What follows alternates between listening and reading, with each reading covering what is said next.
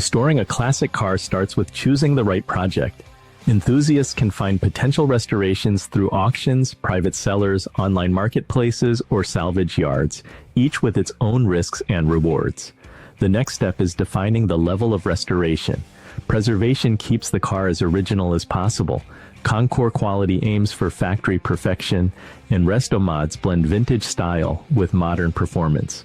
Authentic parts are key to maintaining historical accuracy, but sourcing them can be a challenge. Options include online retailers, swap meets, and salvage yards. Restoration techniques vary by project, but often include paintwork, engine rebuilding, upholstery refurbishment, and metalwork. Do-it-yourself restoration requires time, skill, and tools, while professional restoration ensures precision at a cost. Budgeting for either approach involves parts, labor, and unexpected repairs. Whether preserving history or enhancing performance, each choice shapes the car's final form.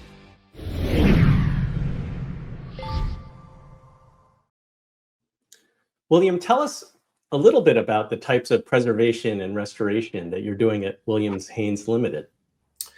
Hi, hopefully you can all hear me now. So we are a restoration firm. The term restoration is so broad. It's from from your Minis to your Cadillacs, to your Jaguars, to your Aston Martins. So anything which is a restoration. You have your sort of home restoration, where fathers and sons and daughters do it. And then you go all the way through to where I like to think where we are, along with my peers in the world, where we restore not just the best cars, but restore the particular car to the highest of standards. And that standard may take up to 4 years. It can take anywhere between 1,000 hours and 7,000 hours. It's incredibly broad. And then there's sub-layers of restoration. So then you have your Pebble Beach, your Quail cars, and then you might have your European Concours cars, which are hugely important. But then you have sub-layers like preservation, which is all about originality, where we take every element of a car, how it was in period, and a preservation car is the most unattainable thing in the world. You can have all the money in the world, but you can't gain originality, because originality is only original once, and those are really top trump in my sector. And I'm very lucky, I believe, especially in UK, if not Europe, one of those sort of forward-thinking people on preservation, where we've already taken a car to Pebble as a preservation class well before it really became a thing. So I love preservation because the car's only original once.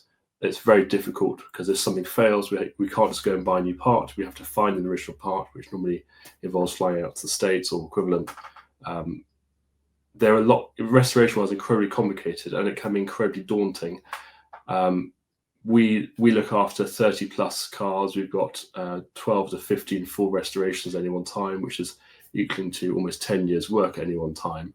And we have a team of 15 people doing that. And we probably use a further 20 people subcontractual roles within England. And only by that, we can reduce 2-3 cars a year. So I hope that sort of makes sense, but it's a hugely complicated process and a fantastic process, but there's lots of subdivides in it.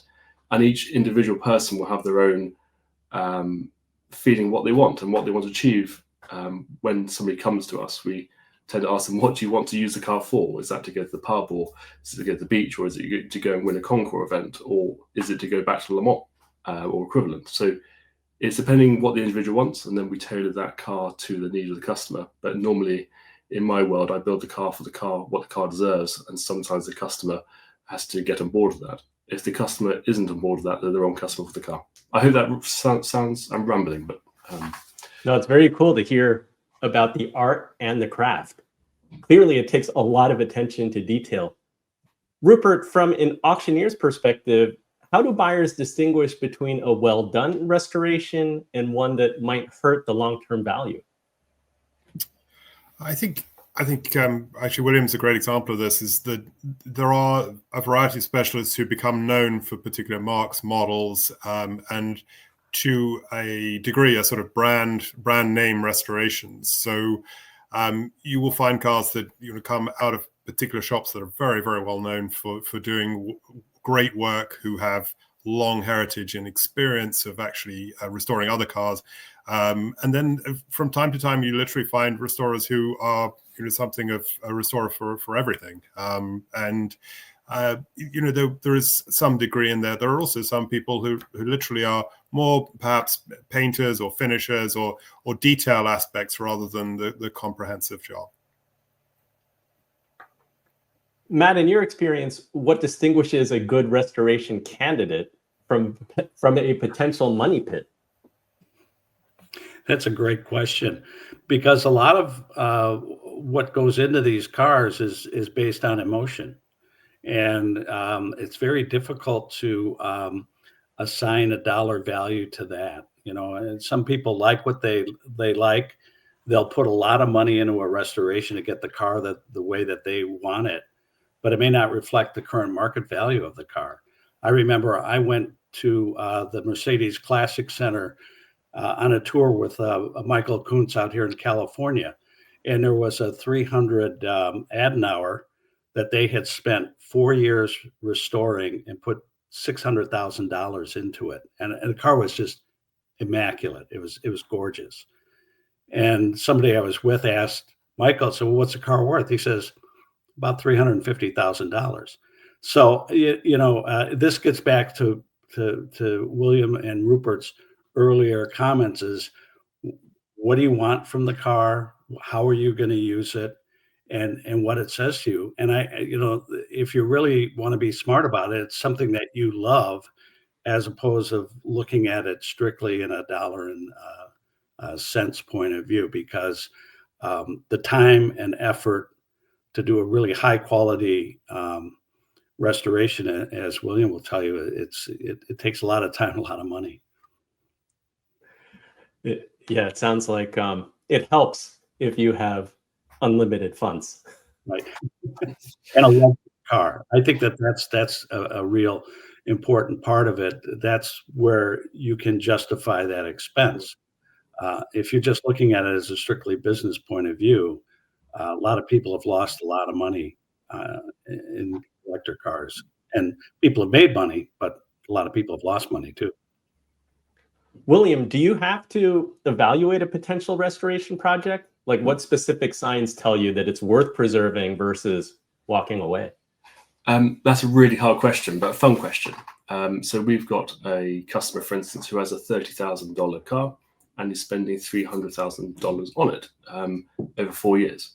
So what defines it? It's totally pure emotion. A lot of people, their dads had cars, or their grandfathers had cars, or their boss had a car, and they really want to. It's their life dream. That's their bucket list to own that. And lucky enough, a lot of our clients are in a position where they only want perfection, or they want it absolutely right, or they want it how their car was 50, 60 years ago, which their mother used to take them to school in. So it's pure emotion. I completely agree that if you're going to buy a classic car, buy it for the love of driving, meeting people, going to events. It's a fantastic social calendar to own one of these cars, and you don't have to have the most expensive car in the world. That's just, we're good at restoring expensive stuff, but we're just as good at restoring the lesser stuff like Minis and Morris Minors and old MGBs. The love for having these cars, it has to be based on passion and emotion and the people you meet along the way, a bit like you guys. I think that sort of makes sense, but it tends to be, if you go into it as a pure financial reason, as Matt said, you'll most likely lose some money. Or if you bought right, you've upset somebody along the way. My greatest piece of advice is do it for the love of doing it. My clients and I think all our clients who've done it for all the right reasons, that tend to be the people who've won the most out of it. If that's financially or other business ventures along the way. That's sort of my interpretation of why you should buy one of these. In investment point of view, is the investment of owning this car is a bigger thing than the car itself. We've done far more business, my customers done far more business and made far more money of actually being part of the journey of a restoration than it is finding the quick win. It tends to be the longitudinal win, which actually is the more profitable one. Great advice. Tamara, you've written about how cars reflect personal identity. What do you learn about someone through the car that they choose to restore?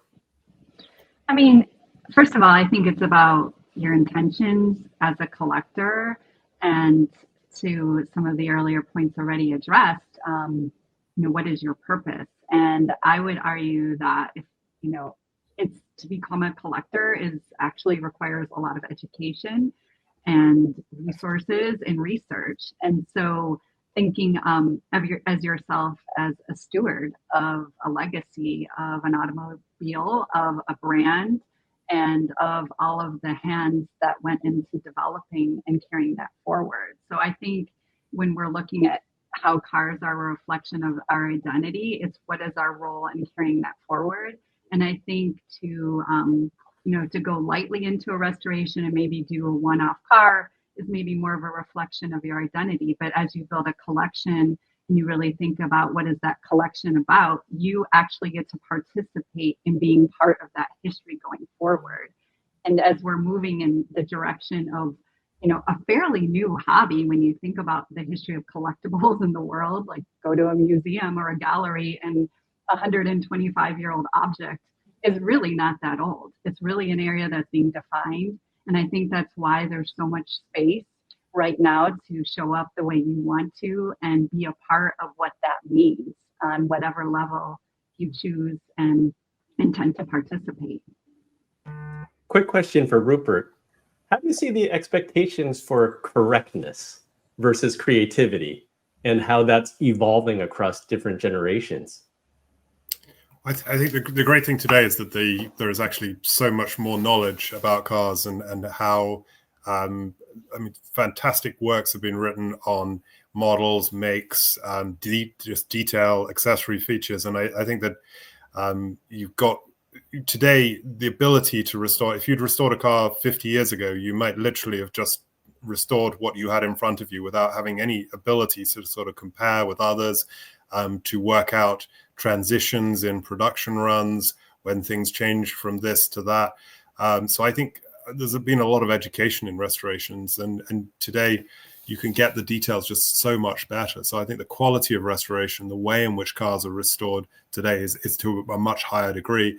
And at the same time, the people who are buying them, the people who are the owners of them, expect that. And I think actually enjoy it and find the process rewarding. It's very rewarding to find that you've actually, it's slightly philanthropic, obviously, but to find that you've actually taken a car and put it back exactly how it was when it was new, for example, can be a really rewarding process for people. Very cool.